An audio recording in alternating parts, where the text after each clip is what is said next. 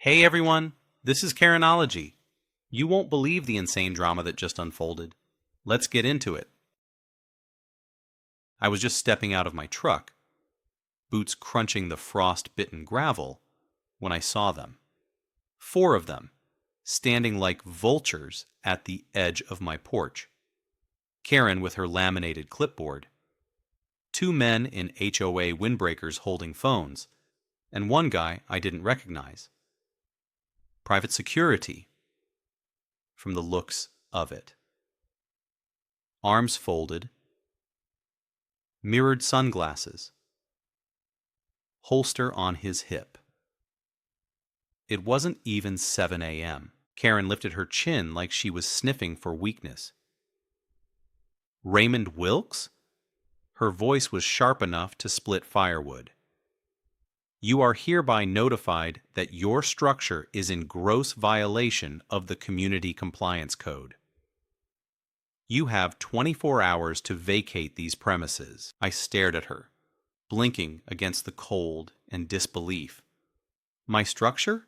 I said, glancing at my cabin. It's not pretty, I'll give you that. Wood's weathered, roof's got patches, but I built it with my own hands back in '85. Raised my daughter here. Buried my wife out back under the sugar maple. Karen didn't blink. She handed me the paper. Printed. Stamped. Cold. You're on non-compliant land, Mr. Wilkes. The Homeowner Association acquired this parcel last year as part of an annexation expansion. Check with the county registrar. Annexation? I said. This land's been in my family since before your damn HOA even existed. She smirked. Records say otherwise. One of the guys, some kid with too much gel in his hair, zoomed his phone camera right up to my face. He's being notified, he said to the lens, like I wasn't standing right there. You got 24 hours, Karen repeated. Or we bring in enforcement, I wanted to shout, to tell them to go to hell. But all I did was take the paper and nod once.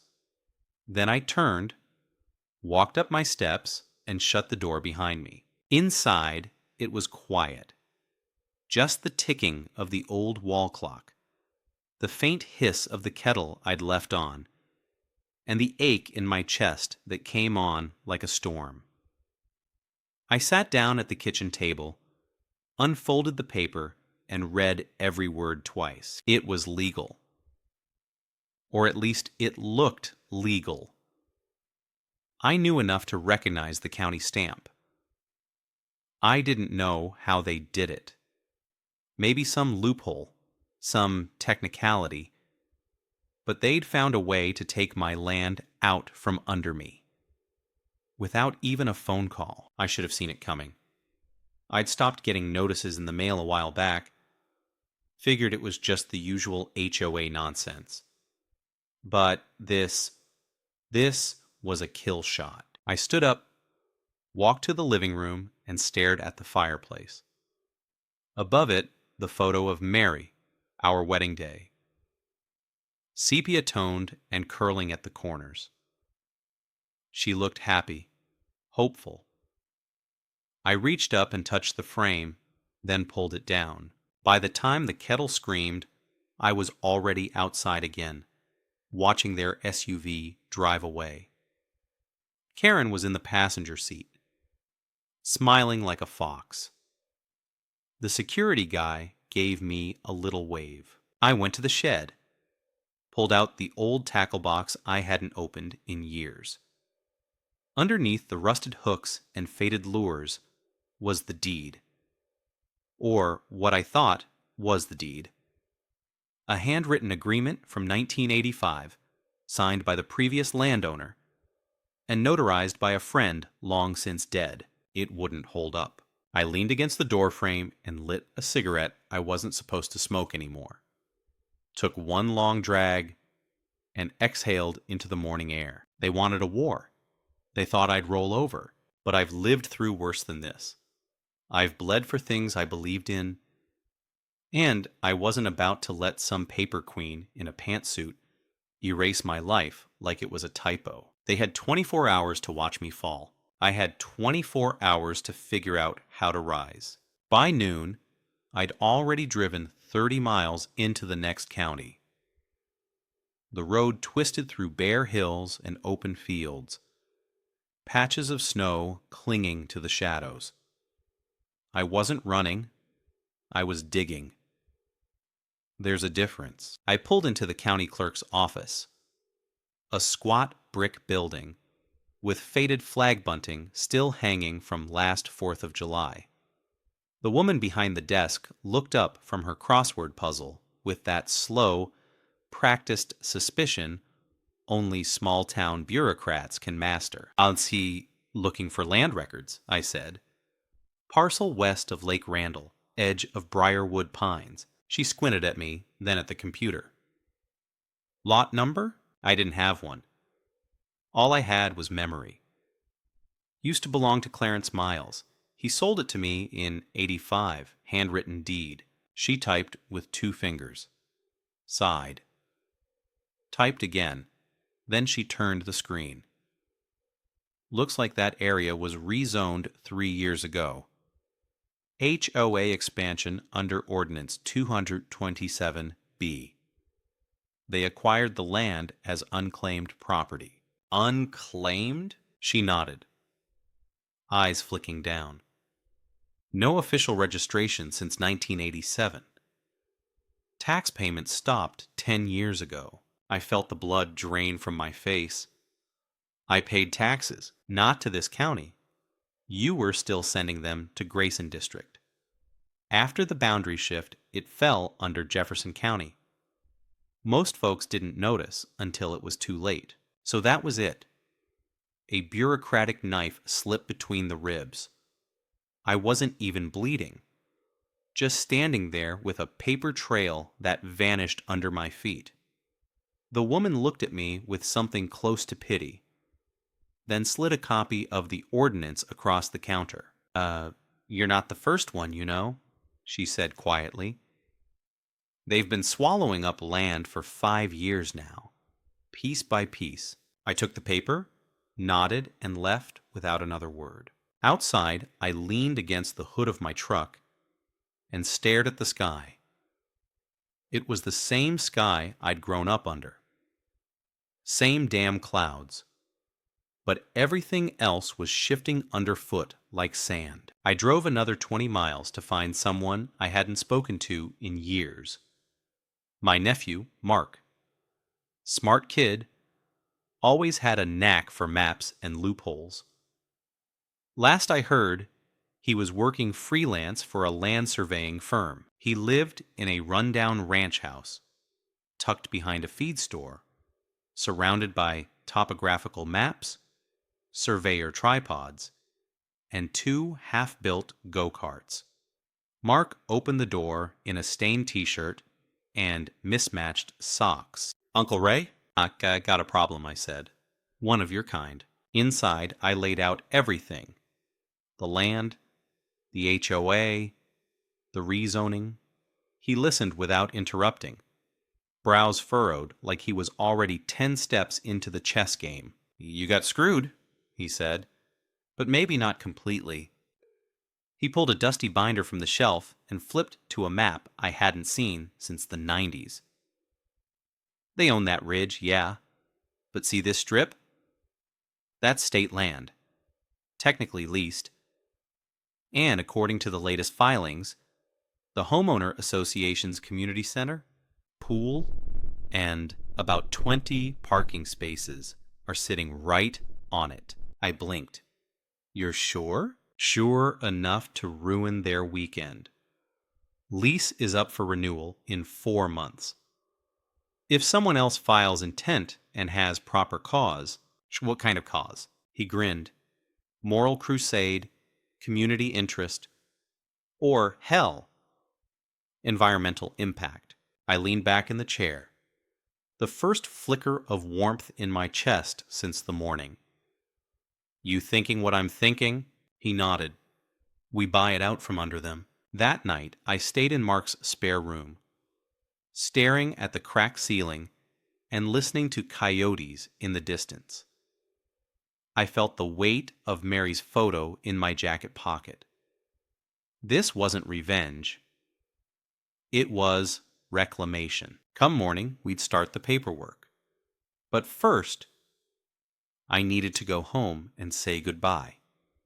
Not to the land, to the man I was, before they came for everything, and before I learned how to take it back. The gravel crunched under my tires as I pulled back into the clearing that used to feel like home. My cabin stood still in the weak afternoon light, silent and scabbed over like an old wound. They hadn't touched it yet, but signs were there.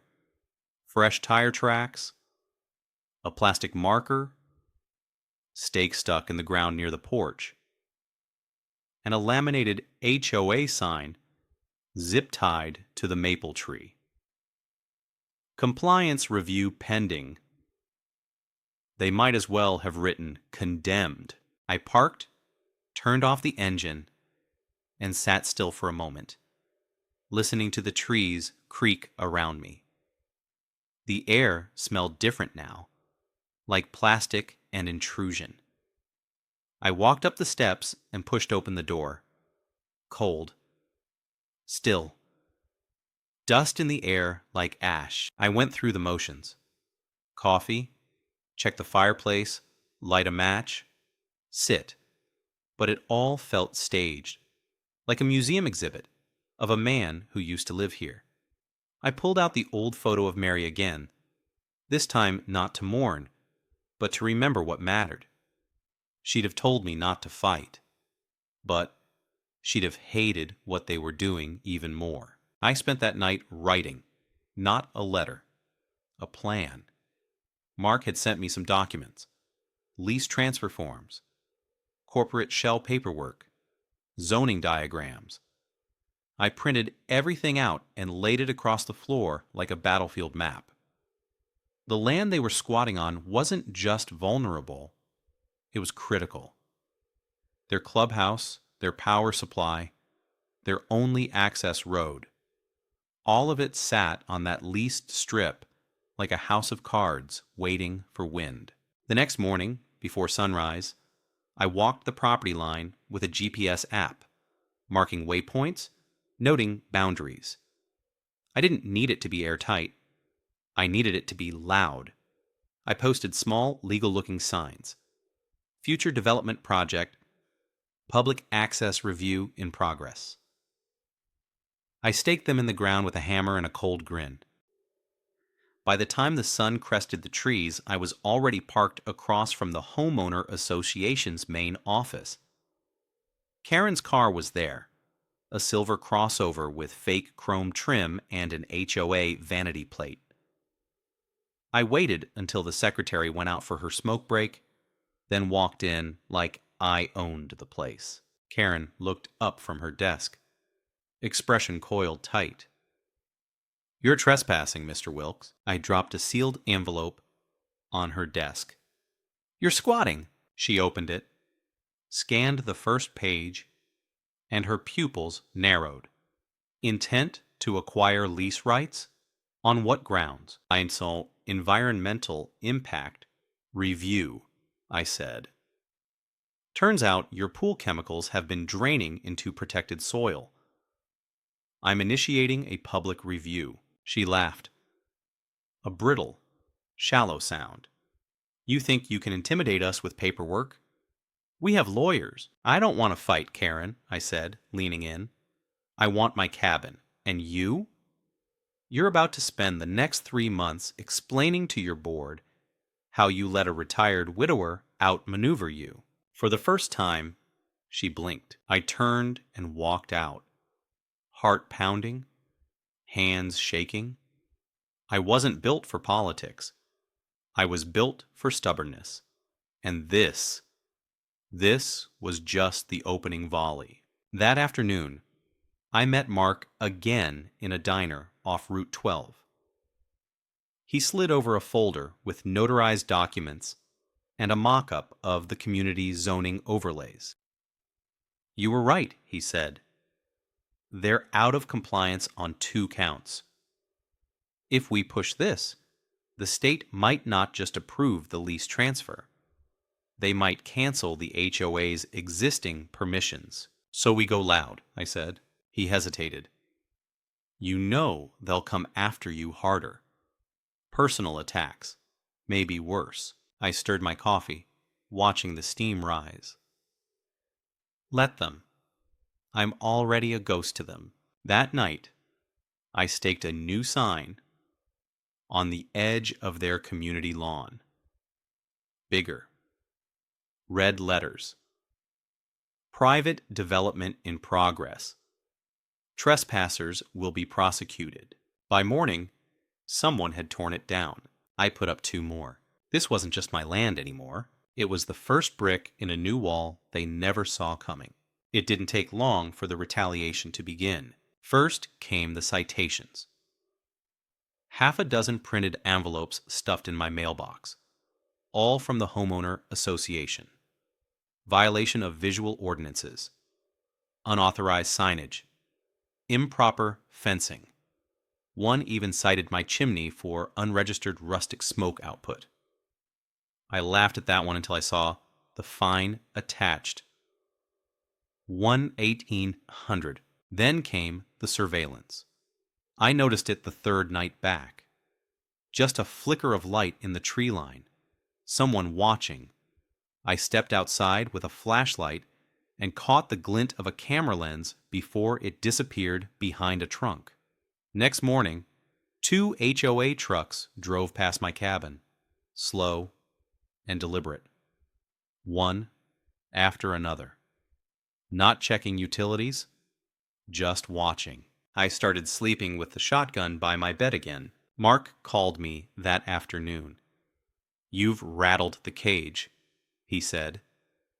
Their board just pushed an emergency budget meeting. They're hiring outside counsel. Good, I said. Let them waste money trying to swat a ghost. But I wasn't untouchable. They started calling my old friends. Larry from the bait shop said someone came around asking questions about me. If I had any legal trouble, mental health issues, criminal records, subtle character assassination. The HOA couldn't stop me with laws. So now, they were trying to erode my credibility. Problem is, I don't have much of that left to begin with. I started writing a journal. Not a diary. Nothing sentimental. Just a log. Times, dates, photos, everything they did. Karen thought she was playing chess. I was counting moves. A week later, I made my next move. I set up a table outside their clubhouse. Just a fold-out card table, some flyers, and a wooden sign that read, Proposed Public Land Conversion. Learn how this affects you. I wore my old volunteer fire chief jacket for good measure. People stopped. They asked questions. And I answered. Calm, polite, informative. I wasn't there to convince. I was there to suggest doubt. Karen stormed out of the clubhouse an hour in, face red, voice sharp. You can't solicit here. This is state land, I said. And technically, I'm a citizen expressing concern. You'd be surprised what that still allows. She ordered me to leave. I didn't. Instead, I handed her a printed notice of lease interest. One she already had a copy of, but now it was laminated and signed in blue ink. You think you're clever, she hissed. No, I said. Just stubborn. That evening, someone slashed my truck tires. All 4. I didn't report it. I just jacked it up, replaced one tire, then sat on the tailgate and lit a cigar. Slow. Deliberate. Let them see it. The next day, I made calls. Old contacts, former veterans. A guy I used to serve with now worked for a state-level environmental auditing team. I didn't ask for favors. I just sent him the water samples Mark had helped me collect from the soil near the HOA's pool maintenance shed. 2 days later, I got the call. You weren't wrong, he said. They've got a leak.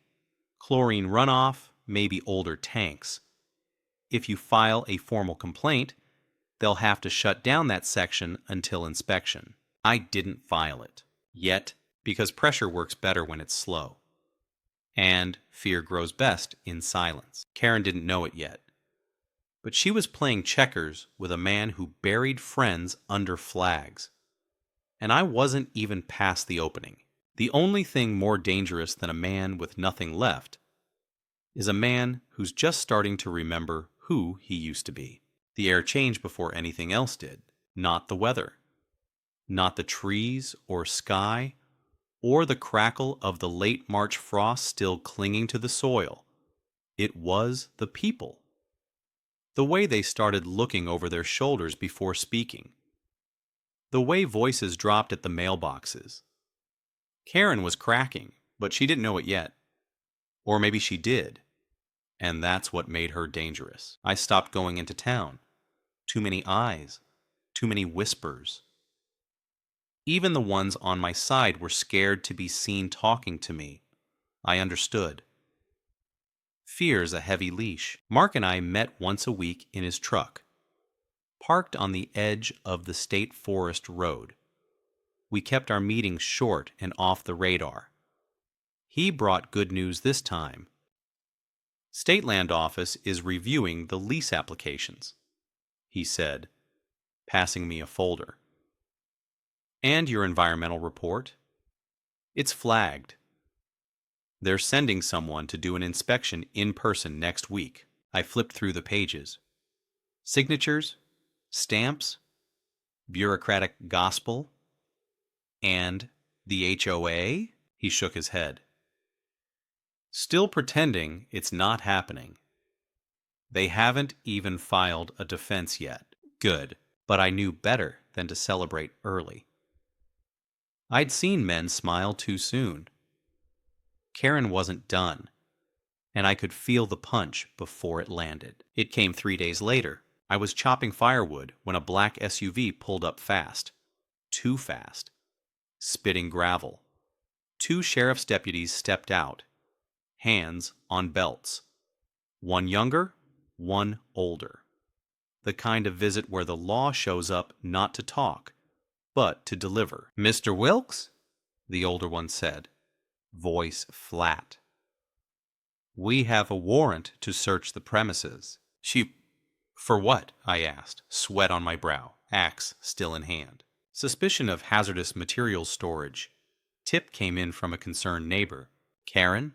I dropped the axe, wiped my hands, and stepped aside. Go ahead. They went through everything. Shed, cellar, even under the porch. I watched them open every box of old nails and screws, like they expected to find dynamite. The young one sniffed a bottle of turpentine like he was defusing a bomb. When they were done, they left with nothing but dust on their boots. But the damage was done. Word spreads fast in a place like this. That night, I saw the lights again in the woods. Not cameras this time. Flashlights. Kids maybe, or worse. Prodding. Testing. Karen had shifted the narrative. Now I was the threat. I didn't sleep that night. Sat on the porch with the shotgun, watching shadows shift across the trees. I thought about Mary. About how we used to sit here, drinking cider, laughing at the quiet. Now the quiet was a weapon. The next morning, a package arrived. No return address. Inside was a dead squirrel, gutted with red spray paint across the fur. Get out. Cute. I buried it without comment, then spent the rest of the day welding. An old sign from the shed, a few metal rods, and a car battery I hadn't touched in 10 years. By sundown, I had a working deterrent. Nothing lethal. Just enough current to make someone think twice before grabbing the gate. I wired it up, camouflaged the leads, and left a fake warning sign in Latin. Let them wonder. Mark called again that night. They're panicking, he said. Karen tried to get an emergency meeting with the zoning board. Got denied. You've got momentum. Not yet, I said, staring out into the woods. Right now, I've got noise. I need thunder. The next phase had to be surgical. I couldn't just poke the bear. I had to gut it clean. And for that, I needed bait. I found the bait in a place Karen never thought to guard. Her pride. Sunday morning, I drove the long way around the lake to the back entrance of the Homeowner Association's development.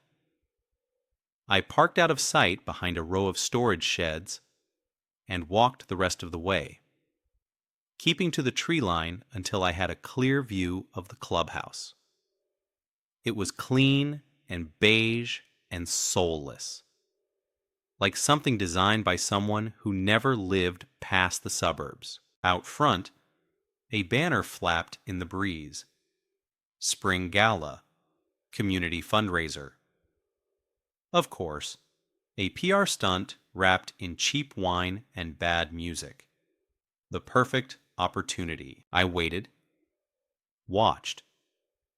And when Karen came outside with her usual entourage, clipboard in one hand, plastic flute in the other, I snapped a few photos with my old Nikon. She posed with donors, laughed with committee members, handed out flyers like she was running for mayor of Stepford, but it was who she was with that mattered. One of the men in a suit, maybe early 40s, nervous shoulders, looked out of place. I recognized him from Mark's research. Kevin Dillard. Mid-level state land office official.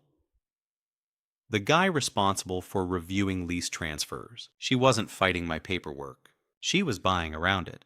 The next day, I drove into town and had a quiet talk with a friend who worked at the print shop. We made a run of flyers. Not many. Just enough to show up on windshields and community corkboards. They weren't threats. They were questions. Why is the Homeowner Association meeting with state land officials off record? Who benefits from silence? And staccato. Do you know where your fees are going? No accusations, just erosion. Karen went ballistic. Within 24 hours, the HOA sent out a statement calling the flyers slanderous misinformation and the work of a known hostile actor. She named me directly. That was her first mistake. See, now it wasn't paranoia, it was personal. And personal things have paper trails. Mark pulled strings.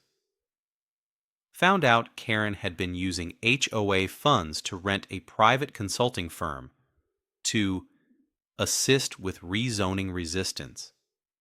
It wasn't illegal, but it wasn't disclosed either. I packaged the evidence and left it in the state land office's night drop box.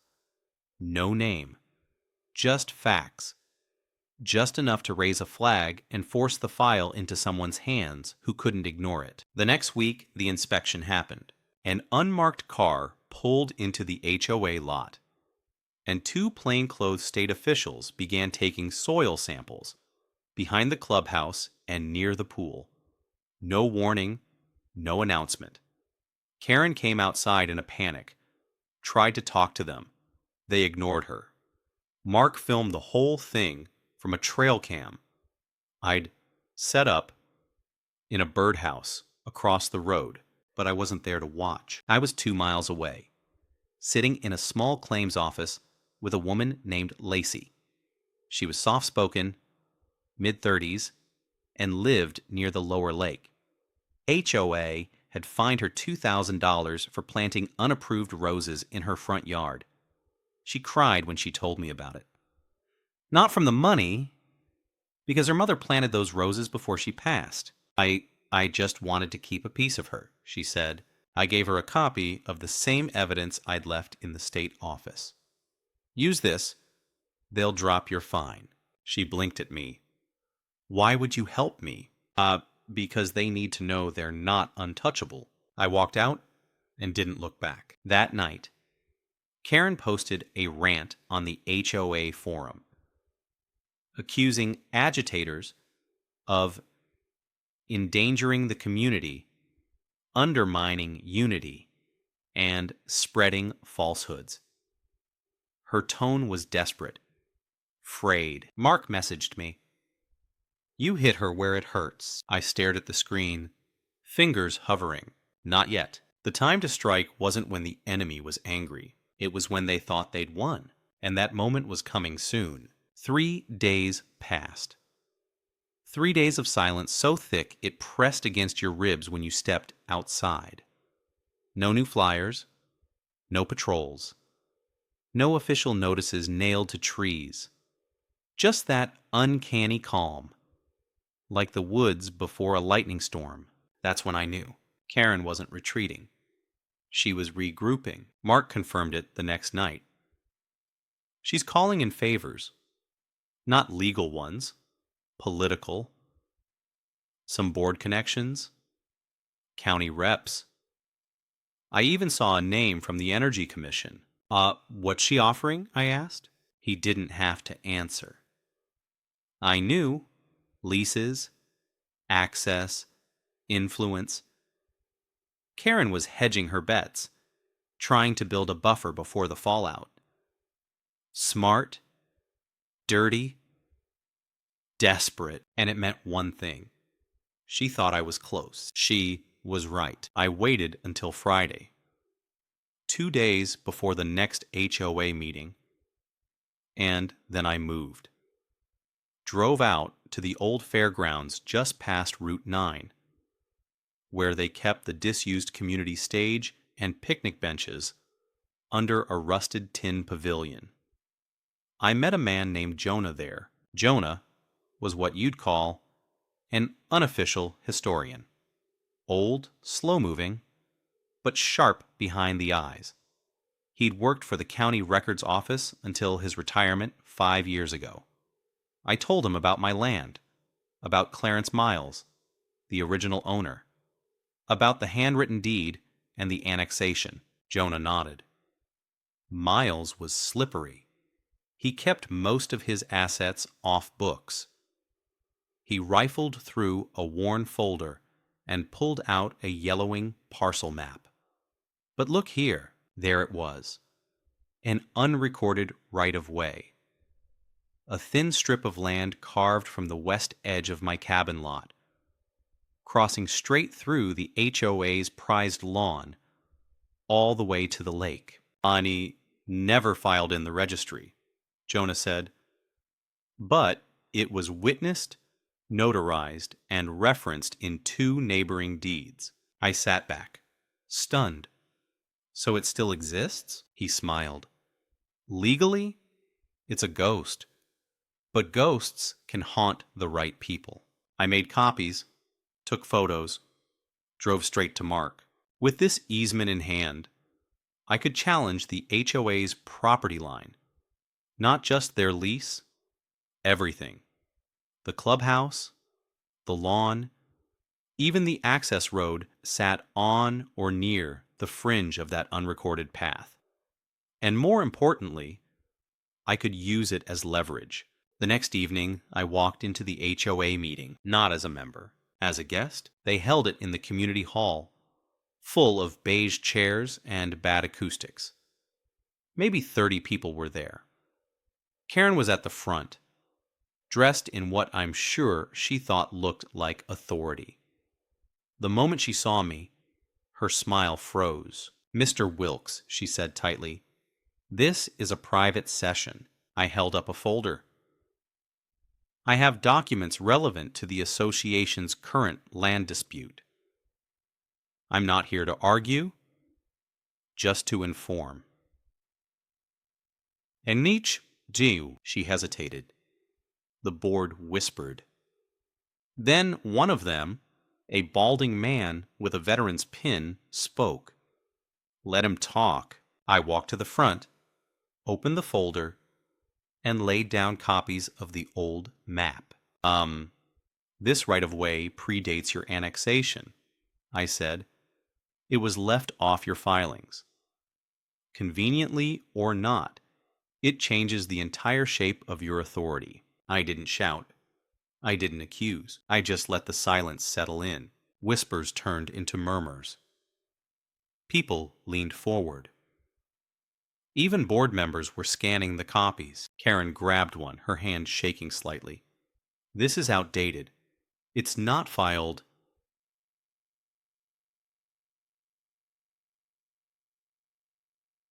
But referenced, I interrupted.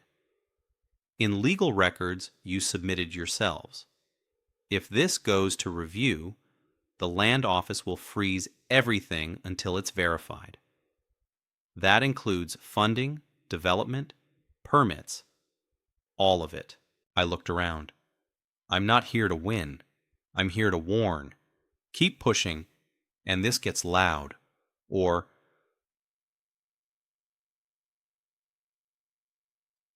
I turned back to Karen. You vacate my cabin quietly, and I walk away. It was the only time I've ever seen her truly hesitate. She didn't answer. Not then, but I saw it in her eyes. She knew she was cornered, and the queen on the board just found out the old pawn had teeth. I didn't sleep that night, not because I was afraid, because I knew what came next. The morning after the HOA meeting, I drove out early and waited. Sat in my truck with the heater running, sipping bad coffee, and listening to the ticking of the dashboard clock. It was just after 8 when Karen made her move. A black SUV pulled up to my cabin. Then another.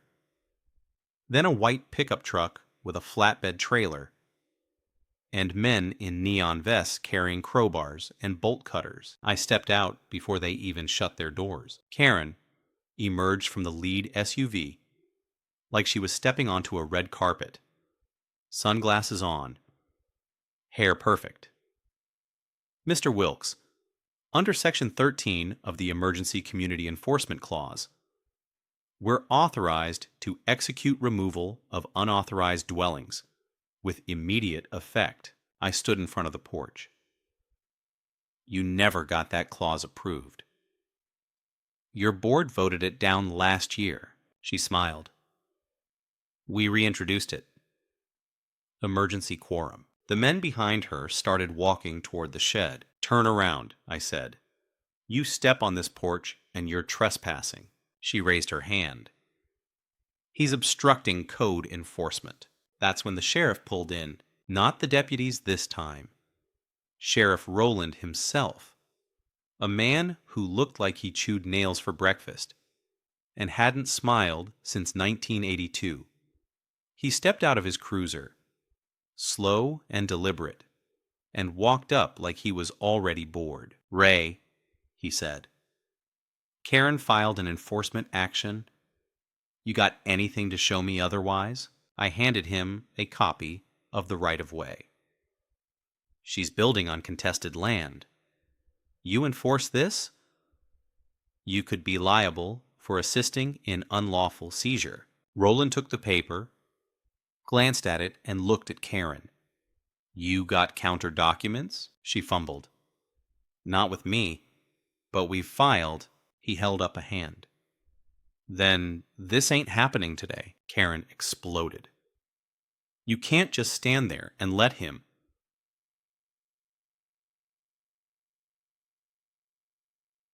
He turned to her with the same deadpan calm. You want to litigate? File it in court. Until then, this is a civil dispute. I'm not getting between it. He turned back to me. Ray, keep it quiet. I nodded. Always do. The trucks pulled out one by one. Karen stood there another 10 seconds before finally storming back into her SUV, slamming the door like a child. It should have felt like a win, but I knew better. That night, I came home to a broken window. Inside, nothing stolen. Nothing touched, except Mary's photo. The frame was cracked.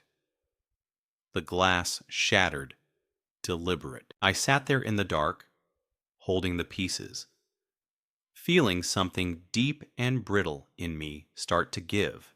They weren't just trying to take my land anymore. They were trying to erase my life. I buried the photo in the fire pit behind the cabin, wrapped in cloth, beneath a flat river stone. Not because I gave up, because I needed to stop remembering who I was and finally become who I had to be. The next morning, I drove to Mark's with a box of files. "Time to finish this," I said. He opened the lid.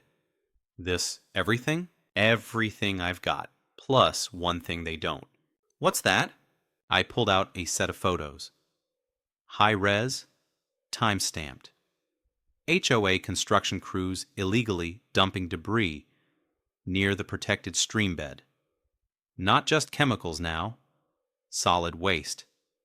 Unauthorized excavation, documented violations, dated within the last 2 weeks. Mark stared at them. "If we leak these to the right place..."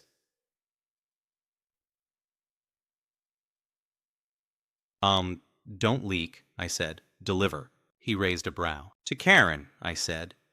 "Face to face. One chance. One deal." Mark hesitated. "You sure? You've got them. You could bury them." I looked out the window. "Not yet. First, I want her to watch the match burn before I drop it." This wasn't about land anymore. It was about memory. About defiance. About standing in the middle of a storm and refusing to move. And if she wanted a war, she'd finally gotten one. Karen agreed to meet in the one place she still believed she owned completely. The HOA boardroom. Sterile, windowless, and carpeted with silence. A long faux oak table stretched down the center, flanked by chairs that had probably never hosted a dissenting opinion. She was already sitting when I walked in, alone. No lawyers, no clipboard, just her, and the stale aftershave of desperation. "You've got a lot of nerve," she said.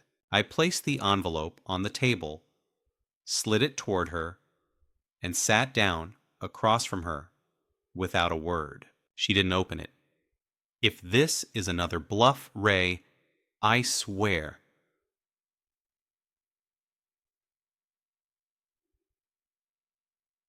It's not a bluff." My voice was steady. "It's a gift. Your only one." She stared, eyes narrowed. Then, finally, she opened the envelope. The photos inside said everything. Illegally dumped debris, dates, locations, streambed contamination, HOA crews caught mid-action. Clear as day. Unmistakable. She leafed through the stack with shaking hands, then stopped halfway. "Where did you get these?" "Doesn't matter." She looked up at me.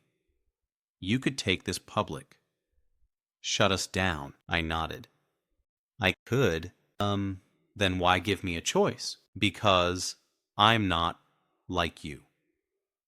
I leaned forward, slow and deliberate. "I don't want to destroy people. I want my home back, my land, my name out of your mouth, and every trace of your organization off my property." She was quiet for a long time. Finally she spoke. "And if I say no," I stood, "then the county gets a package. So does the State Environmental Board, and your donors." I didn't threaten. I just told the future. As I reached the door, she spoke again. "We'll vacate the claim." I paused, turned halfway. "Put it in writing, signed by your board, and get off my land before the week's out. Then I walked out and didn't look back. 3 days later, a notice was taped to my front door. An official withdrawal of HOA interest in my parcel, signed and notarized. 2 days after that, their clubhouse was dark, their banners stripped, their mailbox empty. Karen resigned before the month ended. Word was she left town. Maybe to start over. Maybe to hide. I didn't care. I spent the next week rebuilding. Sanded the porch. Rehung the front gate. Replaced the shattered window.